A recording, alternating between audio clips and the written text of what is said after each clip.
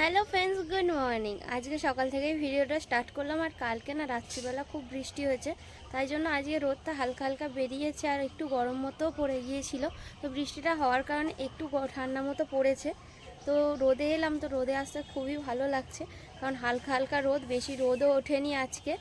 একটা ঝিম মারা পরিবেশ হয়ে আছে, তাই জন্য আর ভালোও লাগছে না। আজকে তো মা নেই, কালকে গিয়েছে হচ্ছে আমার বড়দিদের বাড়িতে, তাই আমার বাবাই রান্না করছে। চলো বাবা কি রান্না করছে সবটাই দেখায়। আর তোমরা কিন্তু ঝটপট কমেন্টে জানো তোমাদের সরস্বতী পুজো কেমন কাটলো আর কোথায় কোথায় গেলে। আমি তো গিয়েছিলাম ময়দানে, তো তোমরা সবাই দেখেইছো। তো ওই ভিডিওটাও কেমন হয়েছে অবশ্যই জানিও। তো চলো নিচে যাই। নিচে এসে দেখলাম বাবার তো মাছের তরকারি রেডি হয়ে গেছে, আর আমি মাছের তরকারি খাবো না বলে আমার জন্য মাছের ঝাল করছে। নিচে যেহেতু কেউ ছিল না, বাবার রান্না করছে, মা তো নেই, তোমাদেরকে আগেই বললাম, তাই জন্য আমি একটু ছাদে এসেছিলাম, এসে একটু ফোন নিয়ে ঘাঁটছিলাম। আর একটা কথা বলতে, কি বলতো, মেঘলা ওয়েদার থাকলে তো আমার মন মেজাজ যেন কেমন আমার হয়ে যায়, আমি বলতেই পারবো না।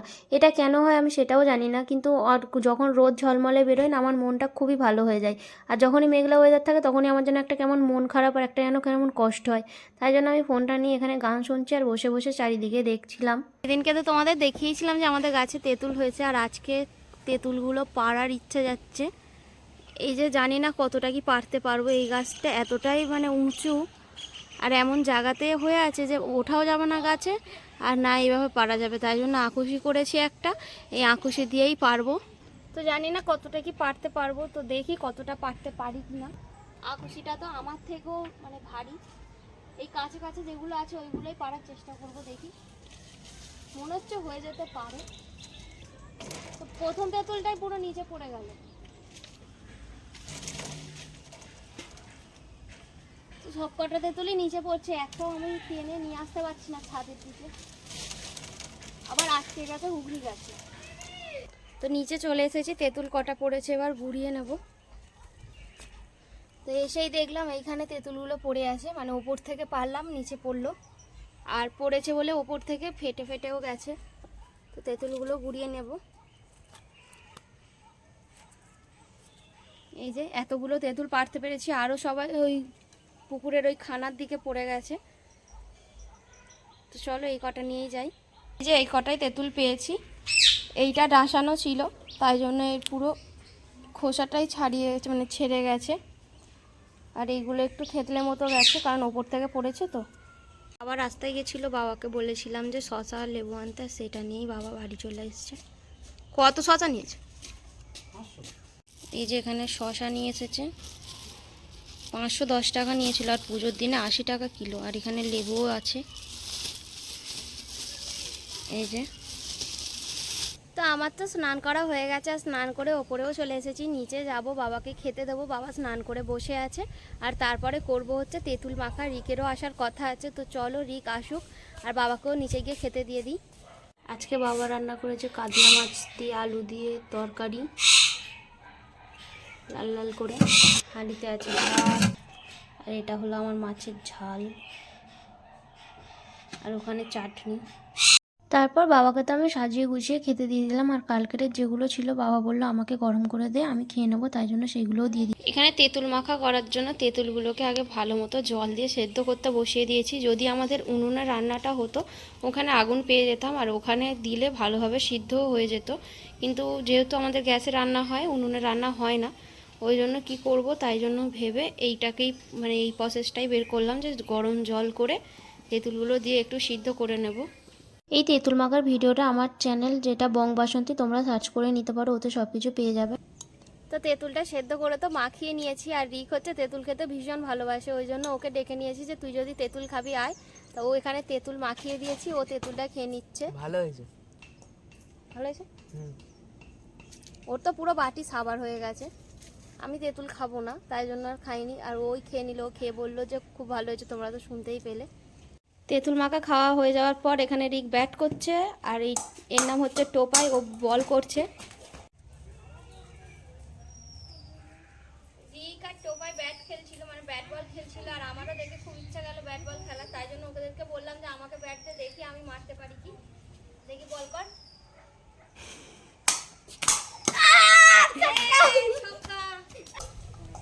ওরা তো ব্যাট বল খেলছে, আমি এখানে বাইবেল নিয়ে ধূপ মোমবাতি নিয়ে চলে যাচ্ছি চার্চে যাওয়ার জন্য, কারণ আজকে উপবাস শুক্রবার, আর শুক্রবার করে আমি উপবাস করি, আর এখানে যাচ্ছি চার্চে, কারণ চার্চে প্রে করতে যাব ওই জন্য।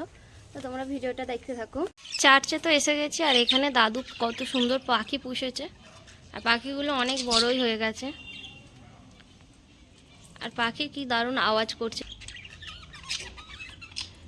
আর এই পাখিটাকে আলাদা করে রেখেছে, কারণ এর মাথায় ঠুকরে পুরো মাথা ঘা করে দিয়েছে লোম আরে তুলে দিয়ে, তার জন্য এই পাখিটা পুরো ঝিম মারা হয়েই আছে। আর এখানে দিদা তো কুল রোদে দিয়েছে, পাকা কুল আচার করার জন্যে। আমার তো প্রে করা হয়ে গেছে, এবার আমি বাড়ি চলে যাব। তো দাদু গেছে কাজে, দিদা একাই ছিল। বাড়িতে এসে তো খেতে বসে গেছি। আজকে হয়েছে এই যে মাছের ঝাল, মানে কাতলা মাছের ঝাল, আর এখানে হচ্ছে মাছ দিয়ে আলু দিয়ে তরকারি। আমি মাছের তরকারির থেকে ঝালটাই বেশি ভালো খাই, তাই জন্য বাবা আমার জন্য আলাদা করে ঝাল করে দিয়েছে। আর এমনিতে আমার বাবা রান্না খুবই ভালো করে, তো আজকে দেখবো খেয়ে কেমন হয়েছে। প্রথমে আলুর তরকারি দিয়ে খেয়ে দেখবো, আর আলুটা তো খুব দারুণভাবে নরম হয়েছে।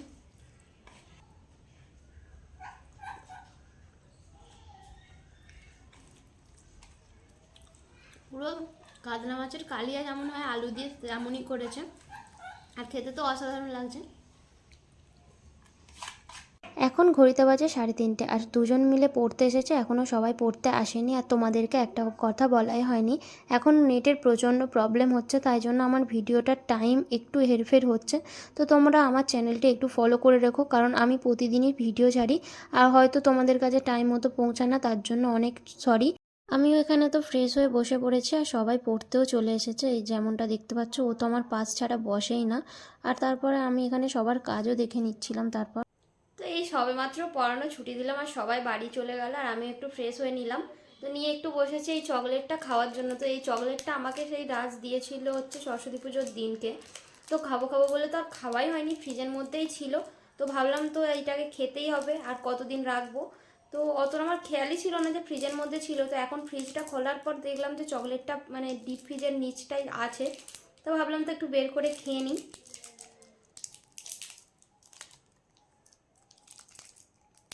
কার কার আমার মতো চকলেট খেতে ভালো লাগে জানিও। ভালো লাগলেও এইটার কথা আমার একদমই খেয়াল ছিল না, এখন ভাবছিলাম যে কি খাবো। তারপরে ফ্রিজ খুলে দেখলাম এই চকলেটটা আছে, তাই ভাবলাম চকলেটটাই খাই। আমার ডেয়ারি মিল্কের থেকে নেস্টলে যেটা একটা হয় না, ওইটাই বেশি ভালো লাগে। তো ডেয়ারি মিল্ক খায় না তা না, খাই, কিন্তু ওইটা আরও বেশি ভালো লাগে। তো খায় না বলে এবার সব শেষও হয়ে গেল।